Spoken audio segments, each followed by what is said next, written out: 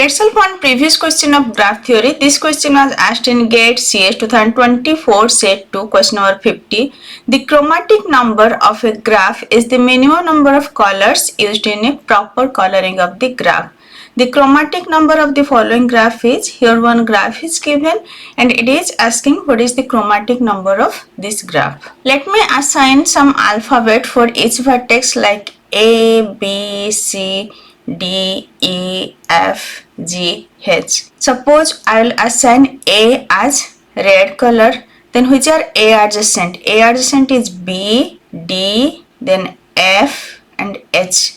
So B, D, F, H cannot be red, right? Then what about C, E and G? C, E and G are not adjacent with A. So C can be red, E can be red, G can be red. Let me assign blue to B. Okay. So which are B adjacent? B adjacent are G, E, C and A, which are already red color. So we can assign blue to D and F and H. So blue can be in B, D, F, H. Red can be in A, C, E, G. So total how many color we needed? We just need 2 colors. Okay.